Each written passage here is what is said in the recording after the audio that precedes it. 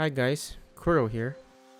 In my last beginner tips video, I think I was able to cover most of the relevant stuff that would be helpful for new players.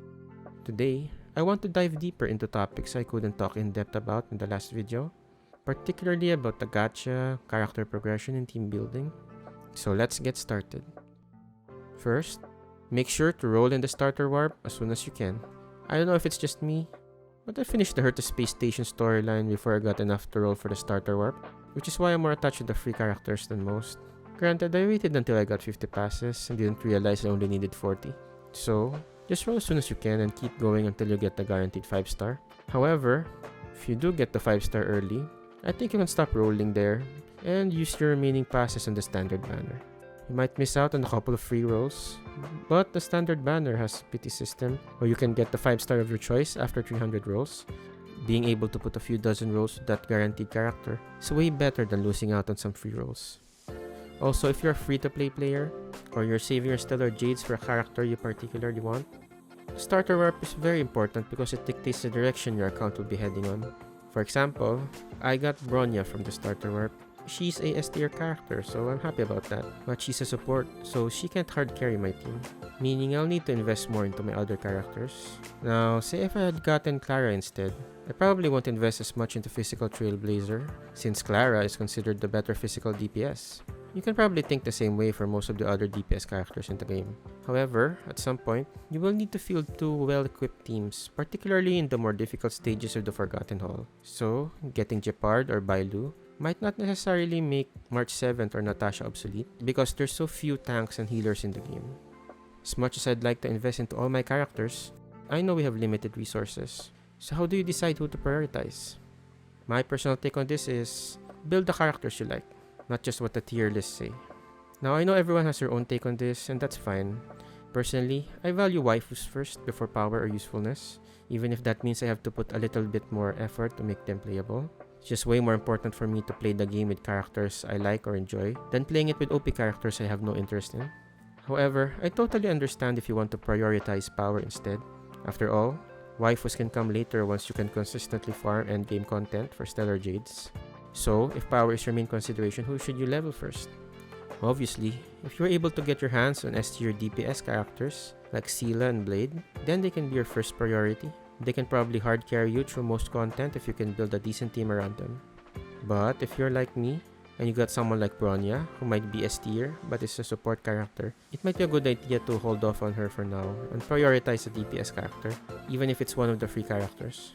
If you're choosing from the free characters, I recommend the Trailblazer and Natasha. I don't care what the tier lists say. You have relatively easy access to the Trailblazer's aid-on upgrades and Ascension materials. Plus, with the physical and fire versions, it's like you're leveling two characters for the price of one. The only exception is with your traces. Physical version has a pretty basic kit, while the fire version has better utility. So you don't need to invest into the physical version all the way, because you'll probably find better DPS characters later on. As for Natasha, there's currently only 3 healers in the game, so unless you got both Bailu and Lucha, you'll probably still need Natasha. Now, if you have a wider pool of characters beside the free ones, then I'd consider their role in the team and their element when deciding who to prioritize. For example, if you have Serval and Ting Yun, you can invest in both because Serval is a good DPS unit and Ting Yun is a great support. However, say you got Jing Yuan, then you might have to drop Serval because he pretty much has the same role as Serval as a lightning DPS character, but with better stats as a 5-star. Once you've decided which characters to prioritize, plan things out. Like I said before, you can afford to level all your characters to level 40, but after that, you have to be more mindful about who you invest in because you'll need to farm more limited Ascension materials, plus you'll need exponentially more XP materials. Now that you figure out the characters you want to level, you can list down the total amount of credits and materials you need to level them so you can figure out which places to farm and plan out how many times you need to farm them throughout the week.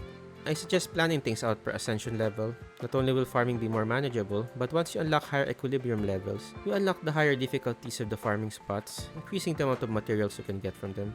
Also, Hoyo Labs has a leveling calculator synced with your account, making it a handy tool for figuring out the amount of credits and materials you'll need for your next Ascension, including the costs for leveling your light cone and traces.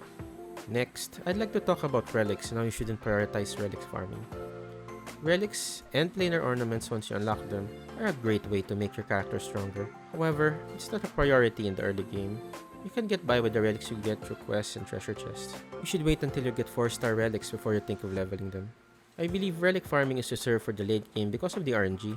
While the head and hands give flat HP and attack respectively, the body, feet, planar sphere, and link rope give random main stats. Then, relics also give random secondary stats. So, getting the best relics with the best stats for your character, especially 5-star relics, is incredibly difficult. Instead of relic farming, in the early to mid game, I suggest farming XP mats or essential materials instead, since leveling your characters, traces, and light cones will give you way more reliable stat increases than wasting your trailblaze power hunting for that perfect relic.